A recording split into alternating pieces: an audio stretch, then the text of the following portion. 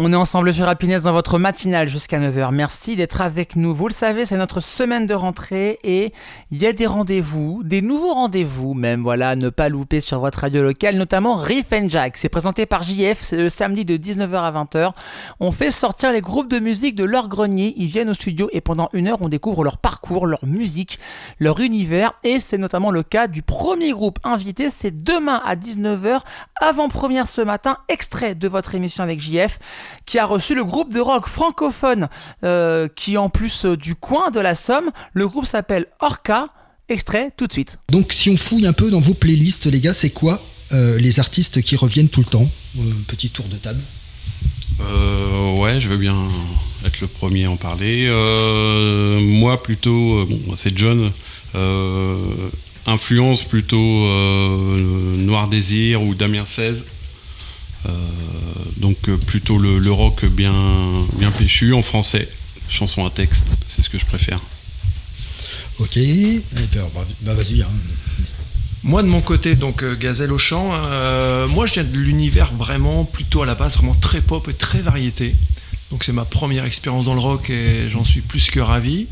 Donc c'est très très ouvert en fait, très éclectique, mais vraiment un répertoire vraiment plus chansons françaises, variété française, et après les grands classiques du rock. Mais c'est pas le rock que j'écoutais qui m'a amené vers ce groupe-là. En fait, c'est bien d'autres choses. On aura l'occasion d'écouter un de vos morceaux tout à l'heure, et effectivement, passer de la variété à la chanson française et à ce que vous faites aujourd'hui, il y a quand même, là, vous avez fait le grand écart. Là. Ouais, mais je pense qu'on évoquera aussi la manière dont nous, on construit les morceaux, et ça pourra s'expliquer, en fait, parce que je suis très bien porté. Ok. Ouais. Alors plutôt... Ouais, vas-y. Donc, Toano à la basse. Moi, je suis fan de Metallica. Donc voilà. Après, moi j'ai été beaucoup bercé par Renaud, donc les vieux albums de Renaud. Puis après, au niveau de la basse, mes inspirations, il y a des groupes comme les Cure.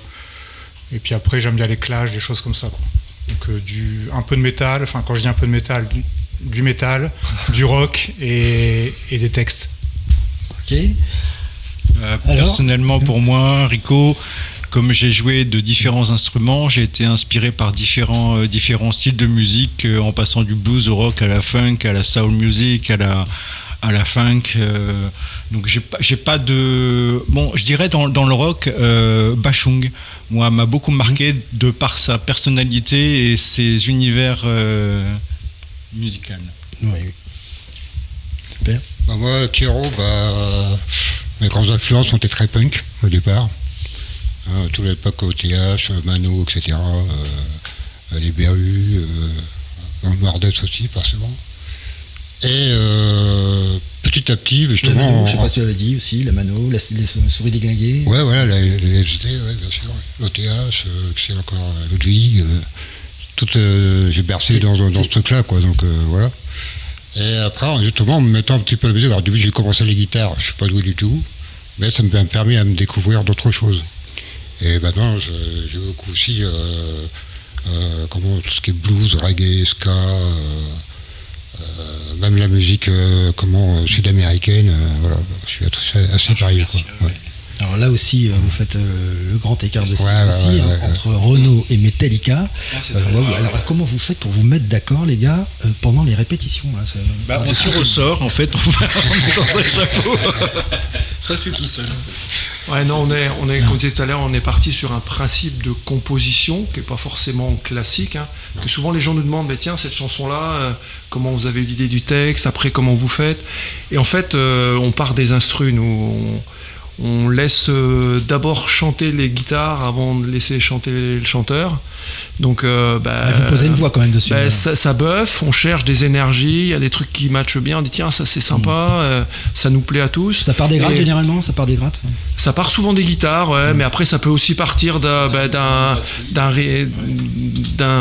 morceau de batterie, ça peut partir d'un riff de basse, mais ça part d'un instru. Après, une fois que ça commence à prendre forme, que l'énergie nous plaît bien, là il y a une mélodie, un yaourt qui arrive dessus, et c'est seulement bien après qu'on se dit tiens, ça c'est chouette, tiens, de quoi on pourrait bien parler en fait. Et le texte est souvent arrive bien après, et quand l'énergie est déjà là. Ce qui fait que ça permet, à mon sens, du moins d'après les retours qu'on a déjà un peu des gens qui nous ont écoutés, d'avoir cette cohérence en fait entre le texte et la musique.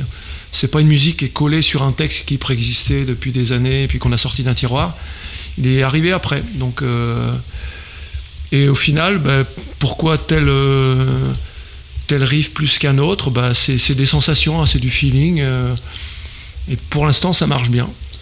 Donc en général, qui commence alors? Qui commence les premiers riffs arrivent, c'est pas défini. Par contre, personne ne vient, parce que je sais que c'est rarement la base quand même. Hein. Dans d'autres groupes, parfois ça se fait comme ça. Ça arrive. Ouais, ça peut arriver aussi. Mais ça se fait sur place par contre. Personne n'arrive avec une proposition. Parce que dans d'autres formations, parfois on fait comme ça, tiens, j'ai trouvé ça, j'ai mon petit riff de guitare, il me plaît bien, qu'est-ce qu'on peut faire là autour?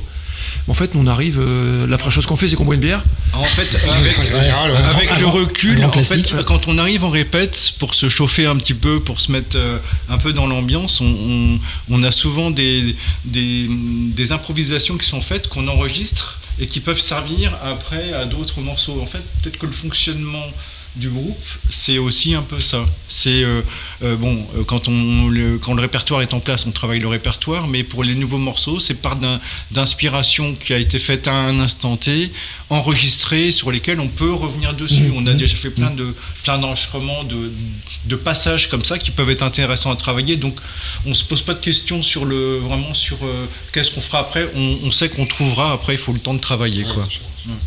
Alors, on sent qu'effectivement, il y a une grosse diversité aussi sur les styles et du fait justement qu'il doit engager des réflexions. Ça vous arrive de vous engueuler là du coup sur les choix que vous avez fait? Des prises de bec, il y en a comme dans tous les groupes de toute façon. Pour composer, il faut accepter la critique et on arrive à se critiquer de manière positive pour avancer dans les morceaux. C'est ça important. On essaie d'installer ça. Après, vous travaillez dans la bienveillance. Mais c'est quand même plus souvent sur le choix du rhum que sur la musique. Le but, c'est de se dire les choses, et puis voilà, comme ça, il n'y a pas de... D'accord, bon, il n'y a jamais d'effusion de sang, c'est soit rhum, soit bière. Vous êtes jamais à vous étriper. Après, on n'a pas encore là, on a en place du moins un set d'une douzaine de titres.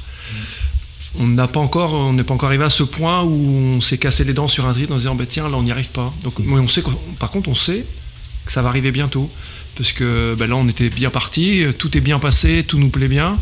On sait qu'à un moment donné, forcément, on va se casser les dents sur un morceau, on n'arrivera pas à le construire, on n'en sera pas satisfait. On fera comme tout le monde, on le recommencera, on le mettra dans un tiroir, on le reprendra plus tard.